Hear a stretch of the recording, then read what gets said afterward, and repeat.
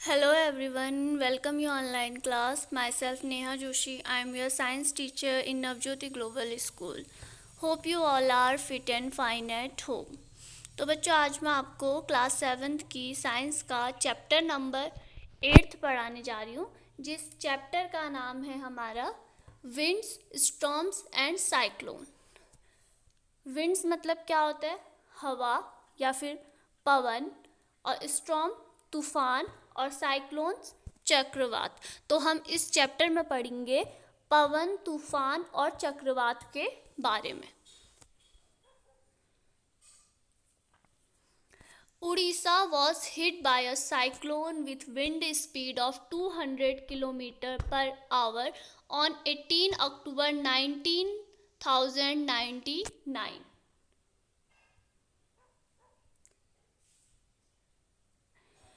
उड़ीसा के तट पर 18 अक्टूबर 1999 को एक चक्रवात आया था, जिसकी स्पीड कितनी थी? 200 किलोमीटर पर आवर, 200 किलोमीटर प्रति घंटा। The cyclone smashed 45,000 houses, making 7 lakh people homeless. उस जो साइक्लोन था, उस साइक्लोन ने 45,000 हाउसेस घरों को तबाह कर दिया, मेकिंग 7 लाख पीपल होमलेस, और 7 लाख लोगों को घर से बेघर कर दिया। On 29 October the same year, a second cyclone with wind speed of 260 km per hour hit Orissa again. और 29 अक्टूबर को ही एक उसी साल 29 अक्टूबर को 260 किलोमीटर पर घंटे की स्पीड से वापस से क्या आई? विंड चली, हवा चली। फिर क्या आया? हवा चली। किस स्पीड से? 260 किलोमीटर पर आवर से। वापस से उसी डेट को वापस से तूफान के साथ साथ पवन या हवा भी चली थी। It was accompanied by water waves about 9 metre high. इसके साथ ही 9 मीटर ऊंची समुद्र लहरें भी टकराई थी। It was accompanied by water waves about 9 metre high. Thousands of people lost their lives. हजारों लोगों ने अपनी जान गंवाई। Property worth crore of rupees was destroyed. लाखों करोड़ों की जो प्रॉपर्टी थी वो खत्म हो गई, डिस्ट्रॉय हो गई, तहस नहस हो गई। The cyclone affected agriculture, transport, communication and electricity supply. इस चक्रवात ने कृषि, परिवहन, संचार और विद्युत, इन सारी सप्लाई को क्या कर दिया? प्रभावित कर दिया। तो ये आप यहाँ पे इमेज देख सकते हैं 8.1 पे, जो कि सैटेलाइट द्वारा लिया गया था। Image taken by a satellite of cyclone approaching the coast of Orissa. Orissa के तटीय क्षेत्र में जो ये साइक्लोन आया था, इसका इमेज सैटेलाइट द्वारा लिया गया था 1999 में। But what are cyclone? Cyclone होता क्या है? ये चक्रवात होता क्या है? How are they form? ये कैसे बनता है? Why are they so destructive? और ये इतना विनाशकारी क्यों होता है? In this chapter we shall seek answer to some of these question. तो इस अध्याय में हम इन्हीं सवालों के बारे में जानेंगे। We begin with some activities involving air. हम हवा से कुछ एक्टिविटीज़ होती है वहाँ से स्टार्ट करेंगे। These activities will clarify some basic features. जो ये एक्टिविटीज़ है, जो ये क्रियाकलाप है, ये सब कुछ बेसिक फीचर, कुछ बेसिक कंसेप्ट साइक्लोन के क्लियर कराएंगे। Before we begin, remember that moving air is called the wind. तो शुरुआत करने से पहले हम बता दें कि विंड क्या होता है, पवन क्या होती है। मूविंग एयर, एयर का मूव होना, एयर का मूवमेंट करना ही क्या कहलाता है? हमारा पवन कहलाता है, विंड कहलाता है। तो पहला है 8.1, एयर एक्सर्ट्स प्रेशर। वायु दाब डालती है। प्रेशर मतलब दाब डालना। तो एक्टिविटी 8.1 है हमारी, you need to boil water in the following activity. इस एक्टिविटी में हमें पानी को बॉयल करना है, गर्म करना है। Take a tin can with a lid, ढक्कन वाला टिन का डब्बा लेना है, ठीक है। Fill it approximately half with water, और इसको पानी से लगभग आधा भर दीजिए। Heat the can on a candle flame till the water boil, डिब्बे को मोमबत्ती की फ्लेम पर गर्म कीजिए जब तक पानी उबले ना। Immediately put the lid tightly on then, और अचानक से उसमें आप ढक्कन लगा दो टाइट से। बी केयरफुल, सावधानी पूर्वक, in handling the hot can, ढक्कन लगाते वक्त आपको गर्म हो सकता है, तो सावधानी से ये आपको एक्टिविटी करनी है।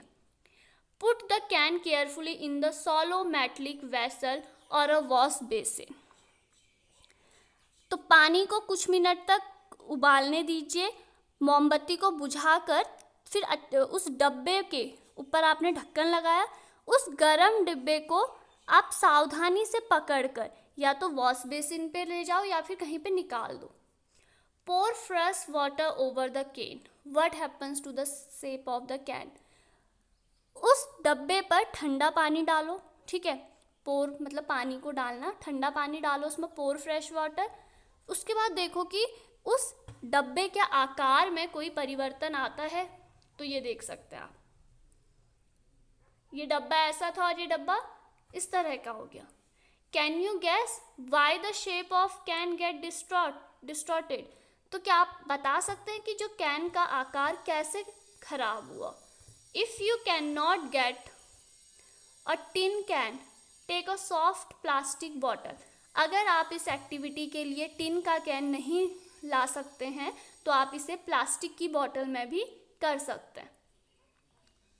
Recall now some of your experiences, याद करने की कोशिश करें अपने पुराने कुछ अनुभवों को। If when you fly a kite, जब आप पतंग उड़ाते हैं, does the wind coming from your back help, तो क्या पवन आपकी सहायता करती है पीछे से, पवन मतलब हवा। Do you find it difficult to ride a bicycle against the direction of the wind, क्या आपने कभी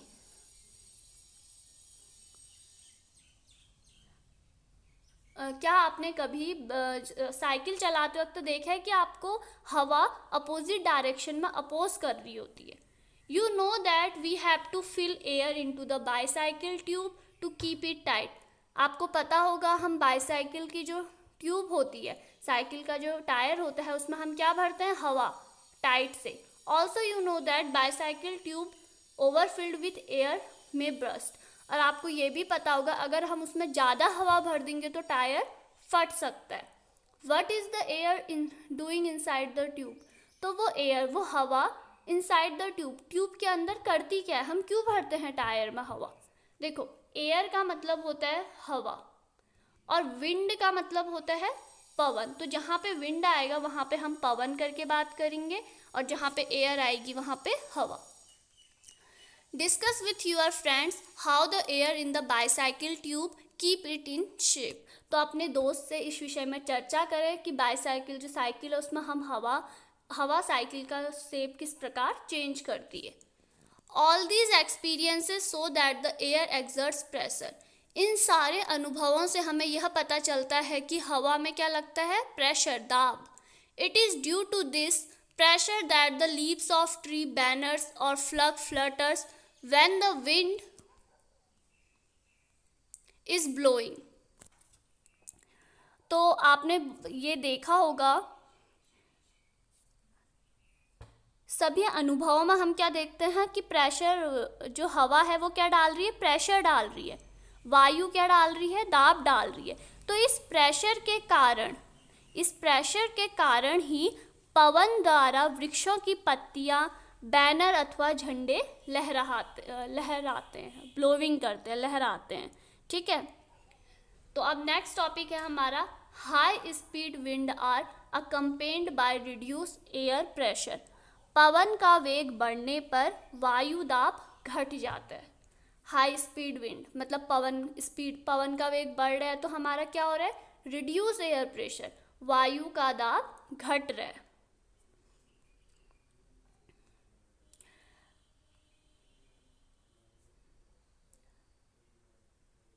Crumple a small piece of paper into a ball of size smaller than the mouth of an empty bottle. Hold the empty bottle on its side and place the paper ball just inside its mouth.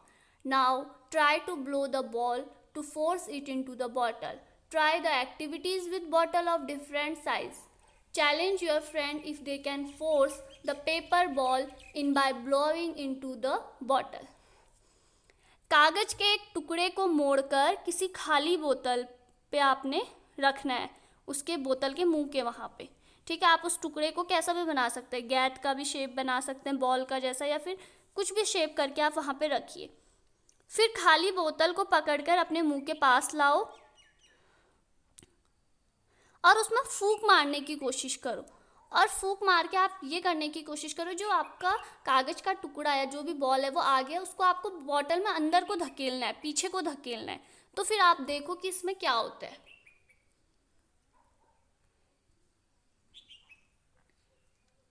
तो देखो इसी तरह यहाँ पे आपको बहुत सारी activity हैं। 2 बलून, यहाँ पे balloon blowing between the balloons, यहाँ पे blowing over a strip of paper. तो इस तरह की आपको बहुत सारी एक्टिविटीज़ करने के लिए कहा गया है। तो फिर हम इन सारी एक्टिविटीज से क्या देखते हैं? We see that the increased wind speed is indeed accompanied by a reduced air pressure. तो हम इन सारी एक्टिविटीज से देखते हैं कि पवन का वेग बढ़ने से वायु दाब वास्तव में कम हो रहा है। अगर पवन का वेग बढ़ा, अगर स्पीड बढ़ी है, तो एयर का जो प्रेशर है वो कम हो रहा है।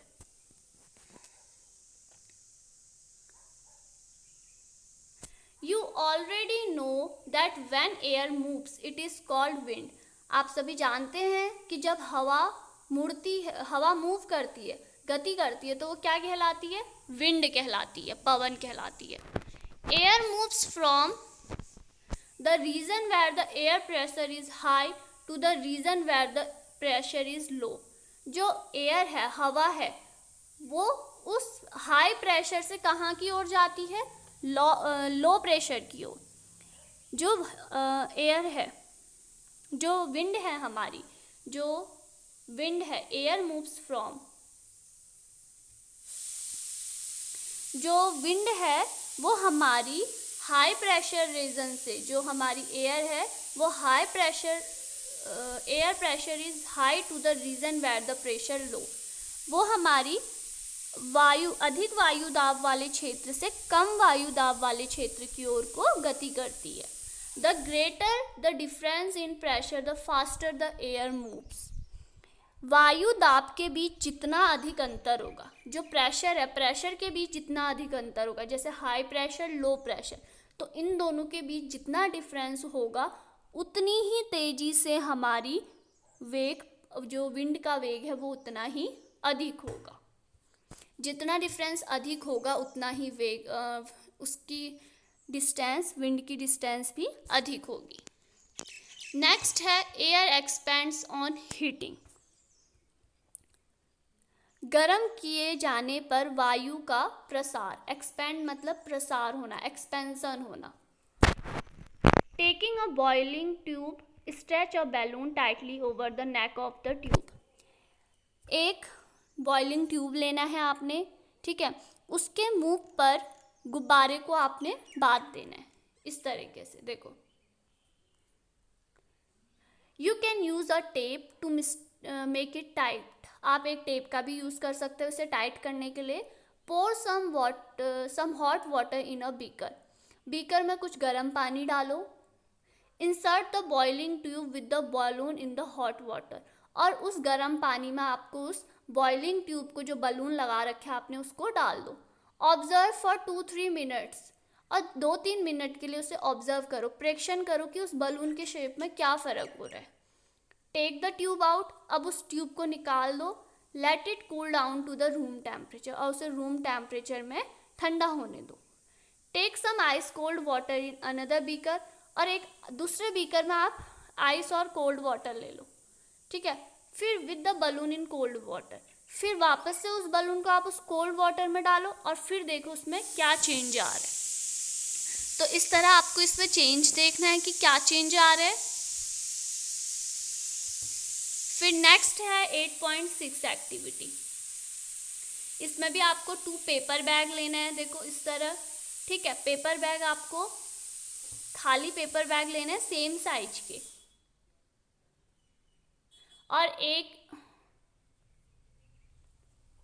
और आपको इसमें मेटल और क्या कहते हैं वुड की छड़ी लगानी है दोनों पे, और बीच में आपको स्टिक से इनको बैलेंस करना है। तो इस तरह आप इस एक्टिविटी में देखेंगे कि आपको क्या इन एक्टिविटी से करके आपको क्या मिल रहा है।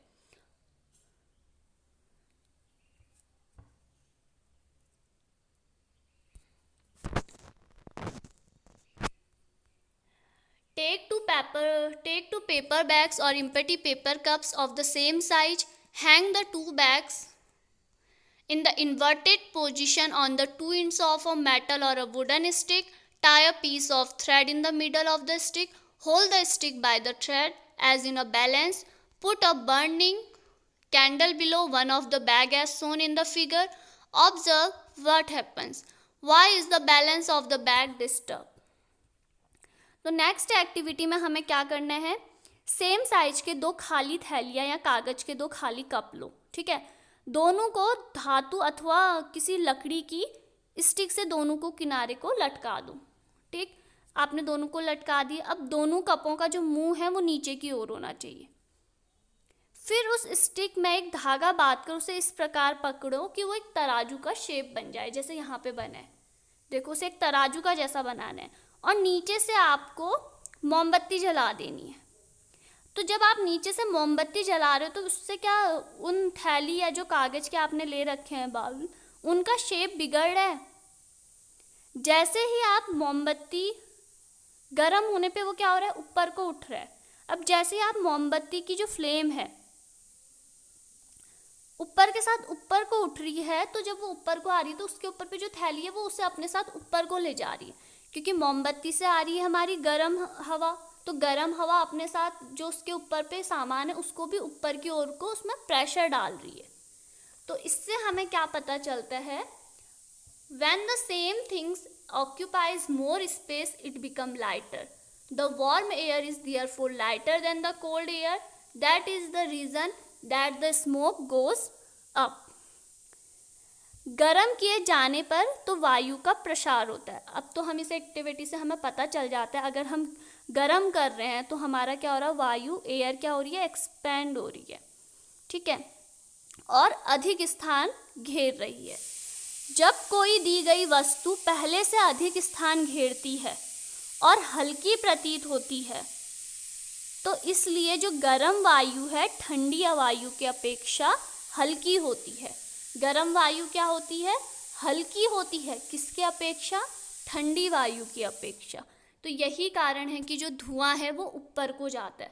जब हम आग जलाते हैं धुआं नीचे को क्यों नहीं जाता है, तिरछे क्यों नहीं जाता है, हमेशा अपवर्ड की ओर ही क्यों जाता है धुआं। तो यही रीज़न है धुआं क्यों अपवर्ड की ओर को जाता है। नेक्स्ट है हमारा wind currents are generated due to uneven heating on the earth. Wind currents, पवन धाराएं, generated due to uneven heating on the earth. जो पवन की धाराएं होती हैं पृथ्वी पे जो असमान रूप से हमारा गर्म हो रहा है या हीटिंग हो रही है उसकी वजह से होती हैं, जो पवन धाराएं हमारी चलती हैं, बहती हैं। तो पहला है uneven heating between the equator and the pole. भूमध्य रेखा और ध्रुवीय क्षेत्रों के बीच असमान रूप से गर्म होना। You might have learnt in geography that regions close to the equator gets maximum heat from the sun. आपने ज्योग्राफी भूगोल में पढ़ा होगा, जो रीजन्स, जो क्षेत्र इक्वेटर के नज़दीक होते हैं, भूमध्य रेखा के नज़दीक होते हैं, वहाँ क्या होती है, मैक्सिमम हीट होती है, सूर्य की अधिक रोशनी होती है। The air in these region gets warm, उन क्षेत्रों की हवा क्या होती है, गर्म। The warm air rise and the cool air from the regions in the 0 to 30 degree latitude belt on either side of the equator move on. वहां से क्या होता है हमारा, जो गर्म वायु ऊपर को उठती है और ठंडी वायु भूमध्य के दोनों ओर स्थित 0 to 30 डिग्री की ओर लैटिट्यूड की ओर क्या हो जाती है, मुड़ जाती हैं, उनकी ओर अपना गति करनी स्टार्ट कर देती हैं। At the poles the air is colder than that latitudes about 60 degree. और जो हमारे पोल्स होते हैं, जो ध्रुव होते हैं, वहाँ पे हमारा हवा क्या होती है, बहुत ठंडी होती है। और जो कितना होता है, दैट द लैटिट्यूड्स कितना होता है उसका, 60 डिग्री। The warm air at these latitude rise up, जो गर्म हवाएं हैं वो ऊपर को उठती हैं। And the cold wind from the polar region rushes in to take its place. और जो हमारी ठंडी हवाएं हैं पोलर रीजन की, ध्रुवीय क्षेत्र की, जो ध्रुवीय क्षेत्र की हमारी ठंडी हवाएं हैं वो उस ओर को प्रवाहित होने लगती है। इस प्रकार वायु का जो हमारा फ्लो है, प्रवाह है, ध्रुवों के अपेक्षाकृत गर्म क्षेत्र को ज़्यादा होता है। हमारी जो वायु है वो ज़्यादा गर्म इलाकों में बहती है, जो पोल साइड है वहाँ को कम जाती है। तो ये देख सकते हो डायग्राम, यहाँ पे हमें बताया गया है किस तरह हमारा फ्लो हो रहा है। The wind would have flown in the north south direction from north south और from south to north. A change in direction is however caused by the rotation of the अर्थ।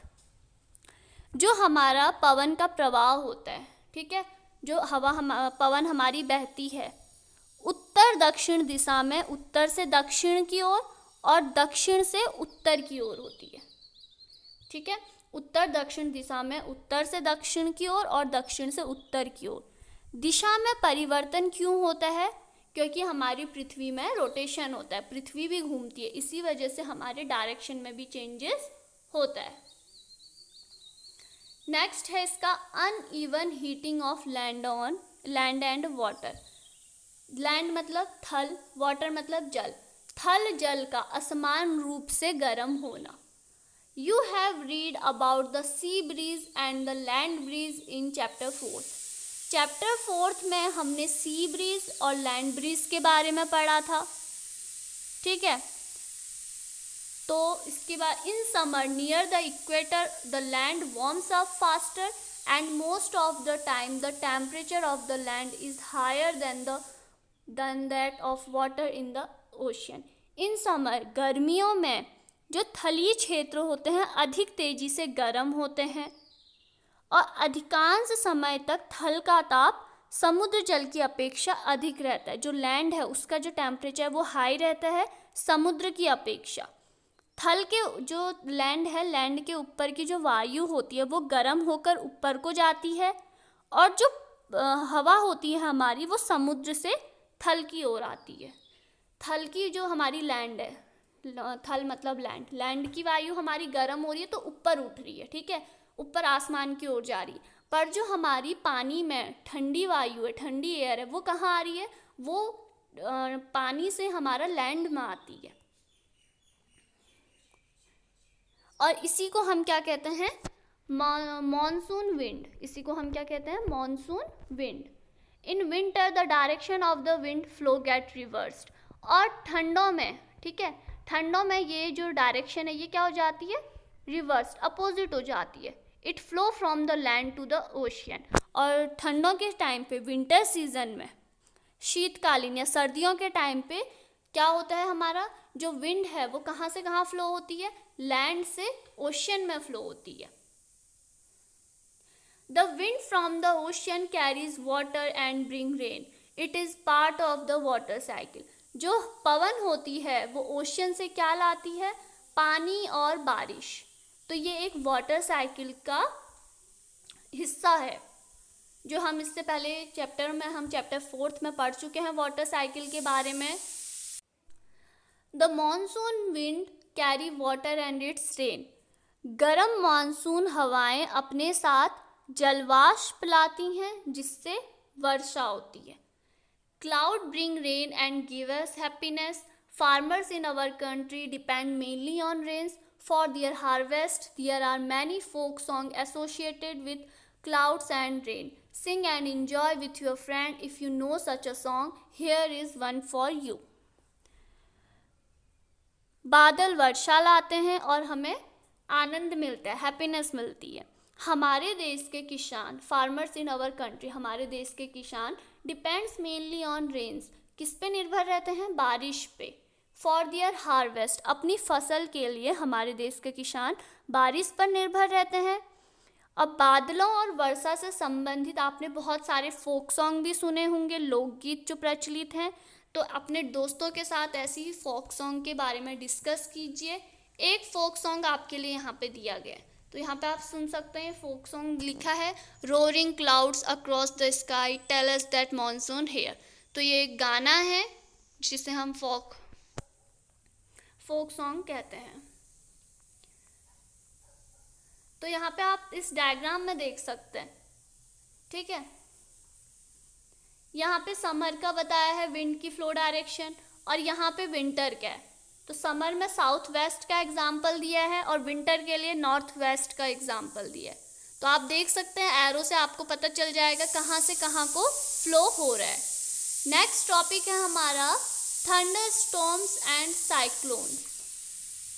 तो अब हम पढ़ेंगे थंडर स्टॉर्म और cyclone के बारे में. Thunder storm होता है तड़ित झंझा और साइक्लोन होता है चक्रवात. जैसे थंडर स्टॉर्म आपने बिजली को कड़कते हुए सुना होगा. जब बहुत तेज बारिश होती है, आसमान में बहुत आवाज़ें आती हैं, तो वहाँ पे वो उन आवाज़ों को हम क्या कहते हैं? Thunder storm. Thunderstorms developed in hot, humid tropical areas like India very frequently. जो थंडरस्टॉर्म होता है ये भारत जैसे गर्म, आर्द्र, उष्णकटिबंधीय ट्रॉपिकल एरियाज में ज़्यादा विकसित होते हैं. The rising temperature produce strong upward rising wind. बढ़ता हुआ टेम्परेचर, तापमान में वृद्धि होने के कारण ऊपर की ओर उठती हुई जो हमारी स्ट्रॉन्ग विंड होती है, प्रबल हवा होती है. तो ये एक रीज़न होता है इसका. These winds carry water droplets upwards. ये जो हवा होती है अपने साथ पानी की बूंदें ले जाते हैं ऊपर को. वेयर दे फ्रीज, जहाँ ये फ्रीज होती हैं, एंड फॉल डाउन अगेन, और वापस से फिर नीचे को भेज देते हैं. The swift movement of the falling water droplets along with the rising air create lightning and sound. It is this event that we call a thunder storm. The swift movement of, वायु जहाँ से पानी की गिरती हुई बूंदें, आसमान से नीचे को पानी की गिरती हुई बूंदें, और जो हमारी एयर है, उठती हुई एयर, पृथ्वी से जो ऊपर को हवा जा रही है, ठीक है, क्रिएट लाइटनिंग एंड साउंड. और जो हमारी लाइटनिंग हो रही है, बिजली कड़क रही है या बिजली आ रही है, बिजली पड़ रही है, तो ये सब चीज़ें जब होती हैं तो हम इसको क्या कहते हैं? Thunder storm. तो थंडर स्टॉर्म और इसकी लाइटनिंग के बारे में आप आगे की क्लासों में और अच्छे से पढ़ेंगे. नेक्स्ट टॉपिक है हमारा how a thunder storm becomes a cyclone. कैसे एक थंडर स्टॉर्म साइक्लोन का रूप धारण कर लेता है. You know that water requires heat when it changes from liquid to vapor state. आप सभी जानते हैं कि पानी को वाष्प में बदलने के लिए हमें क्या चाहिए होता है? हीट, ऊष्मा. Does the water give back heat when vapor condense into liquid? तो क्या जब वापस से पानी उस वाष्प से, उस वेपर से हमें लिक्विड मिल रहा है तो हमें हीट भी मिलती है वापस? Can you recall any experience to support this? क्या आप कोई वापस से कोई पुराना अनुभव अपना याद कर सकते हैं? बिफोर क्लाउड फॉर्मेशन, बादलों के बनने से पहले, water take up heat from the atmosphere.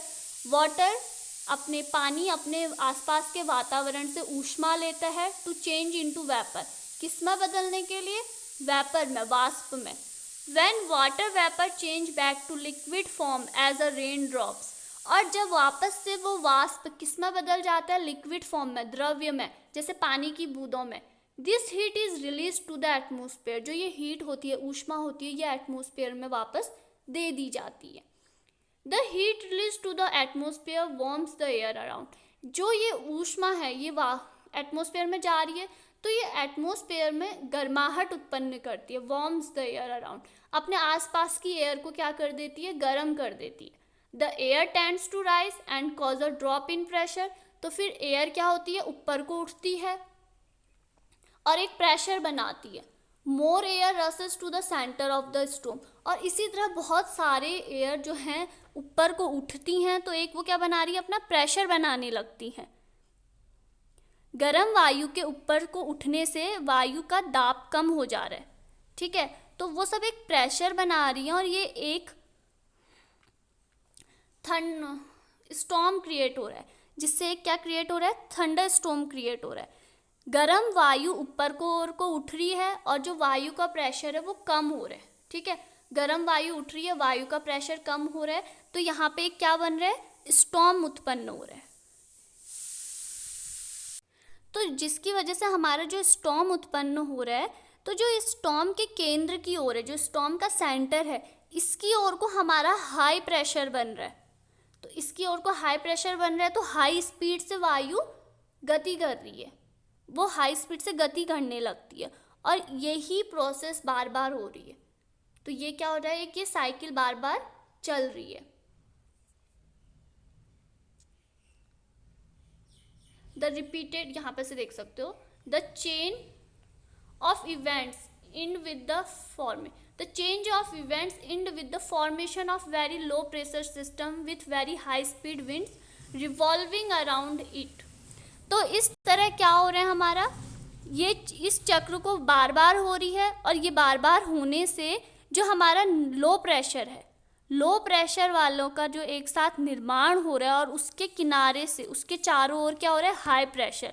Low pressure एक साथ है और उसके चारों ओर से हाई प्रेशर आ रहे हैं, तो इस तरह से ये एक सर्कल के रूप में यहाँ पे देख सकते हो, ये इस तरह ऐसे घूमने लगते हैं।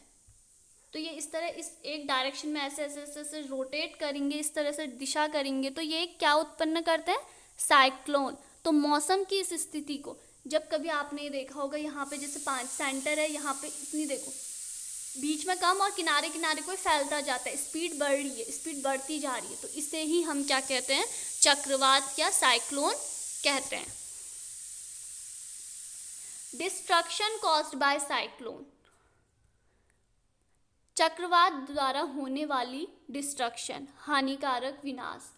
Cyclone can be very destructive, चक्रवात काफ़ी विनाशकारी होते हैं।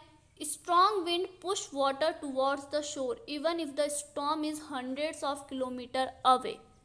समुद्र जो तेज पवनें होती है, ठीक है, जो तेज विंड होती है, स्ट्रॉन्ग विंड होती है, समुद्र के जल को तटों की ओर को धकेलती है।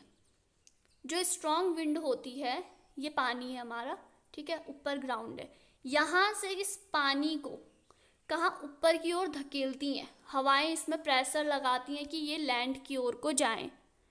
भले ही चक्रवात तट से सैकड़ों किलोमीटर की दूरी पर क्यों ना हो, जबकि साइक्लोन बहुत दूरी पे है, आपसे बहुत दूरी पे, पर फिर भी जो हमारी वो गर्म हवाएं हैं, वो साइक्लोन से जो इधर को गर्म हवाएं आ रही हैं, वो क्या करती हैं, पानी को धकेलने लगती हैं। These are the first indication of an approaching cyclone। तो यह पहला एक आप कह सकते पूर्व संकेत है, साइक्लोन के आने का पूर्व संकेत है। The water wave produced by the wind are so powerful that the person cannot overcome them। तो उस विंड द्वारा हमारी लहरें होती हैं, पवन द्वारा जो उत्पन्न जल की लहरें होती है, जो पानी की लहर होती है, वो इतनी स्ट्रांग होती है, अगर उसने किसी को नुकसान पहुंचा दिया तो वो उस नुकसान से बच नहीं सकता। The low pressure in the eye lift water surface in the centre, the rising water में be high as 3 to 12 metres. चक्रवात के नेत्र में निम्न दाब के कारण, ठीक है, चक्रवात के आप केंद्र में, जब चक्रवात का जो केंद्र वहाँ पे लो प्रेशर होता है, तो उसके कारण जो पानी है अपनी लेवल से उठ जाता है। तो वो जैसे पानी अपने लेवल से उठेगा तो कितना उठ सकता है, 3 to 12 मीटर, 3 से 12 मीटर तक का पानी अपने लेवल से उठ जाता है। जैसे यहाँ पे आप देख सकते हो, ये इस तरह उठना, ये पानी है इस तरह, तो ये होता है पानी का level. It appears like a water wall moving towards the shore. आपको ऐसा लगेगा कि मानो जल की दीवार तट की ओर को बढ़ रही है, आपको ऐसा लगेगा पानी की एक दीवार जैसी फॉर्म होती है। As a result, the sea water enters the low-lying coastal areas, causing severe loss of life and property. It also reduces the fertility of soil. तो वो दीवार के रूप में आती है, तो यही रीज़न है जो हमारे छोटे छोटे कोस्टल एरियाज़ हैं, छोटे छोटे तटीय क्षेत्र हैं, तो वहाँ क्या हो जाता है, पानी प्रवेश कर जाता है और वहाँ पूरा तहस नहस कर देता है। और ये पानी जो होता है, ये जो चक्रवात होता है, ये मिट्टी की उर्वरकता क्षमता को भी कम कर देता है, मिट्टी की फर्टिलिटी को भी घटा देता है। कंटिन्यूअस हैवी रेनफॉल में further worsen the flood situation. लगातार चक्रवात के तट पर जब आती है तो लगातार बारिश होने से, बारिश लगातार रहती है, जब आपका साइक्लोन आता है तो लगातार बारिश रहती है, तो लगातार बारिश होने से पानी का लेवल और बढ़ जाता है, तो और जो कंडीशन है वो और डेंजर हो जाती है। High speed winds accompanying a cyclone can damage house, telephone and weather other communication system, trees extra, causing tremendous loss life and property. तो हमारा साइक्लोन, जब साइक्लोन अपने साथ साथ घर, कम्युनिकेशन, पेड़ पौधे, मतलब सारा सब चीज़ों को तहस नहस कर देता है। यहाँ पे आप देख सकते हैं, a cyclone is known by different names. एक साइक्लोन को हम डिफरेंट नामों से जानते हैं। It is called hurricane in the American continent, in Philippines and Japan it is called typhoon. इसे अमेरिका के कॉन्टिनेंट में, ठीक है, अमेरिका के कॉन्टिनेंट में लोग इसे किस नाम से जानते हैं, हरिकेन। और फिलीपींस और जापान में लोग इसे क्या कहते हैं, टाइफून।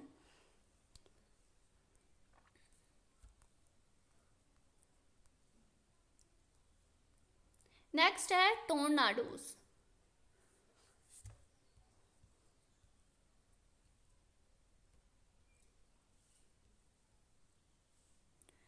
टॉर्नाडोज होते हैं in our country, they are not very frequent. और tornado is a dark funnel shaped cloud that reach from the sky to the ground. Most of the tornadoes are weak. A violent tornado can travel at speeds of about 300 km per hour. Tornadoes may form within cyclone. यहाँ पे इसे tornado भी कह सकते हो। The whole coastline of India is vulnerable to cyclones, particularly the east coast. The west coast of India is less vulnerable to cyclonic storms, both in the terms of intensity and frequency of the cyclone. अब हम पढ़ेंगे tornado के बारे में। हमारे देश में tornado अधिक नहीं आते, ठीक है। अब टोर्नाडो होता क्या है, तो यहाँ पे आप देख सकते हैं इमेज ऑफ टोर्नाडो, ठीक है। यहाँ पे आप देखेंगे, अभी हम इसके बारे में पढ़ेंगे तो आपको समझ में आ जाएगा। हमारे देश में टोर्नाडो अधिक नहीं आते हैं। A tornado is a dark funnel-shaped cloud that reaches from the sky to the ground. ये एक कीप जैसी इनकी संरचना होती है, ठीक है। ये गहरे रंग के कोन टाइप के बादल होते हैं जो पृथ्वी के तल की ओर को आते हुए प्रतीत होते हैं। ऐसा लगता है आसमान से ये नीचे को आ रहे हैं। तो अधिकांश जो टॉर्नेडो होते हैं कमज़ोर होते हैं, परंतु इनमें कुछ कुछ होते हैं जो बहुत विनाशकारी होते हैं। इनकी स्पीड क्या होती है, 300 किलोमीटर पर आवर। जैसे साइक्लोन पानी में आता है ना, तो ये क्या होता है, ये एक टाइप का टॉर्नेडो है जो हमारे ऊपर आसमान से आपको लगेगा ये नीचे की ओर आ रहा है। तो टॉर्नेडो चक्रवात के भीतर भी बन सकते हैं, साइक्लोन के अंदर भी बन जाते हैं। भारत के संपूर्ण तटरेखा, ठीक है, संवेदनशील है, मतलब भारत की जो पश्चिमी तटरेखा है वहाँ साइक्लोन्स के आने की प्रबलता हमेशा बनी रहती है। Effective safety measures,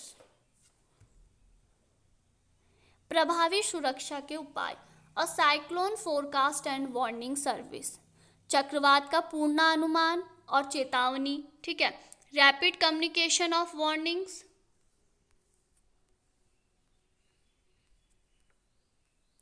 to the government agency, the ports, fishermanship and to the general. चक्रवात आ रहा है करके जिस इलाके में आ रहा है उस इलाके की सरकार को, एजेंसी को, वहाँ के जितने भी लोग हैं उस इलाके में, उन सबको जल्दी से जल्दी सूचना मिलनी चाहिए। Construction of cyclone shelters in the cyclone prone area and administrative arrangement for moving people fast to safer places. जो इलाके साइक्लोन से प्रभावित हैं, जहाँ है कि संभावना साइक्लोन आने की, उन इलाकों में अभी से, मतलब उन इलाकों में पहले से ही साइक्लोन से सुरक्षा के उपाय और लोगों के लिए घर और ये सारी चीज़ें अरेंजमेंट, कि अगर अचानक से साइक्लोन आते हैं तो उस स्थिति में वो लोग कहाँ जाएंगे, कैसे क्या करेंगे, कहाँ जाएंगे, तो ये सारी चीज़ें देखनी चाहिए। Action on the part of the people, जनता द्वारा किया जाने वाले कार्य। We should not ignore the warnings issued by the meteorological department through TV, radio और newspaper।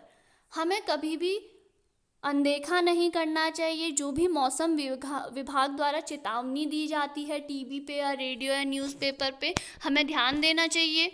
We should make necessary arrangement to the shift essential household good, domestics, animal and vehicles extra to safer place। हमें सारे arrangement करने चाहिए लोगों के लिए, घर का और खाने का, वो कहाँ जाएंगे, कहाँ रहेंगे, तो इस तरह की चीज़ों का हमें पहले से ध्यान देना चाहिए। Avoid driving on roads through the standing water, गाड़ी चलाना, रोड में गाड़ी चलाना मना करना चाहिए। पानी के किनारे खड़े नहीं होना चाहिए। अगर आपको लग रहा है यहाँ पे फ्लड आने की संभावना है तो वहाँ से आपको जल्दी साइड हो जाना चाहिए। Keep ready the phone numbers of all emergency service, सभी इमरजेंसी सर्विस, आपातकालीन सेवाओं के आपको फ़ोन नंबर्स होने चाहिए, police, fire brigade, medical centre. Some other precautions if you are staying in a cyclone hit area, कुछ और प्रिकॉशंस, सावधानियाँ दी गई हैं अगर आप साइक्लोन एरिया में रह रहे हैं तो। Do not drink water that could be contaminated. Always store drinking water for emergency. वहाँ पे जो आप अगर साइक्लोन, आपके इलाके में अभी साइक्लोन आया है, ठीक है, आप वहीं रह रहे हैं अभी भी, ठीक है, तो आपको वो पानी उपयोग में, जो पानी है उसे उपयोग नहीं करना चाहिए। जो पानी आपने पहले से स्टोर करा है उन पानी को यूज़ करना चाहिए। Do not touch wet switch, गीले स्विचों को टच नहीं करना चाहिए क्योंकि अचानक से आपको लाइनें गिर भी सकती हैं बिजली की। Do not go out just for the sake of fun, अपने मज़े के लिए बाहर नहीं निकलना चाहिए। Do not pressure the rescue force by making undue demands, जो बचाव का दल होता है उससे व्यर्थ मांगे नहीं करनी चाहिए।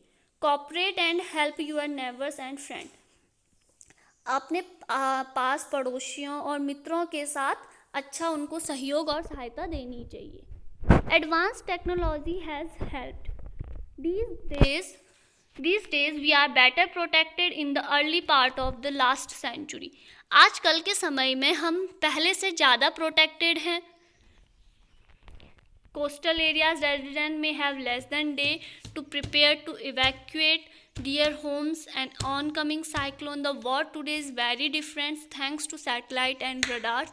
A cyclone alert or a cyclone watch issued by 48 hours in advance of any expected storm. A cyclone warning is issued 24 hours in advance।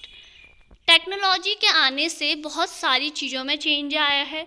अब आजकल कोस्टल एरियाज़ में साइक्लोन के आने की जो भी संभावनाएं हैं या अलर्ट है या पूर्वानुमान है वो 48 आवर्स या फिर 24 आवर्स पहले पता चल जाता है। तो इसके लिए उन कोस्टल इलाकों में आपने देखा होगा साइक्लोन आ रहा है करके एक रिंग भी होती है, वो रिंग बज जाएगी तो आपके पूरे इलाके में आपको पता चल जाएगा कि खतरा है। वो एक इंडिकेशन होता है कि साइक्लोन आने वाला है, जल्दी से स्थान ये सारी जगहों को आपको खाली करना है। तो अब जो साइक्लोन का अलर्ट है या साइक्लोन आने वाला है तो ये सारी चीज़ों के बारे में 24 आवर्स पहले पता चल जाता है, सैटेलाइट के थ्रू, रडार्स के थ्रू। तो इन सब चीज़ों के थ्रू आजकल टेक्नोलॉजी बहुत आगे बढ़ गई है। जब चक्रवात तट के निकट है, अगर निकट है तो हमें वो भी पता चल जाता है, आपको हर घंटे अथवा आधे घंटे पर उसकी प्रगति के बारे में पता चल जाता है। तो इस तरह टेक्नोलॉजी से बहुत सारे चेंजेस आए हैं। कीवर्ड है anemometer, low pressure, tornado, cyclone, monsoon wind, typhoon, hurricane, pressure, wind flow pattern, lightning, thunder storms. अब हम इसके एक्सरसाइज पे आते हैं।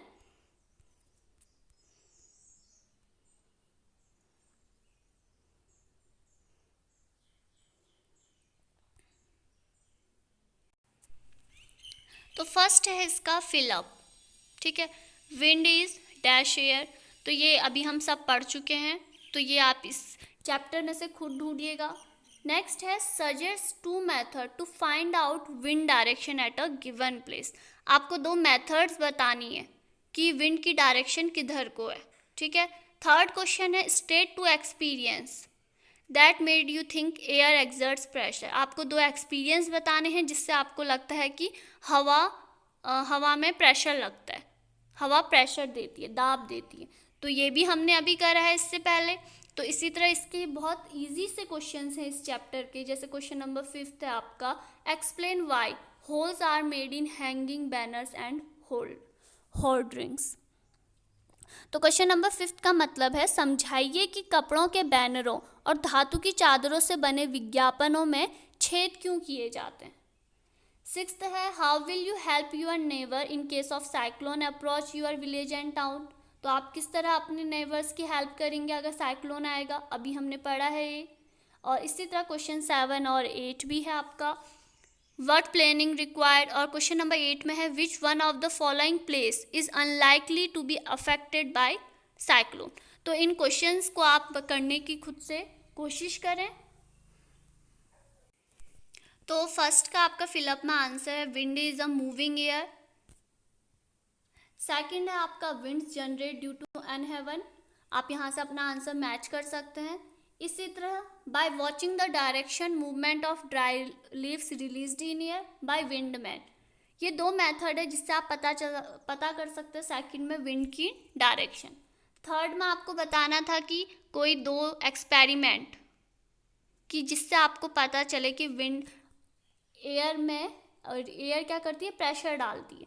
तो यहाँ पे आपको 2 एक्सपेरिमेंट दिए गए हैं। क्वेश्चन नंबर 5 था आपका blowing air passes through the holes thus the banner with stand less pressure.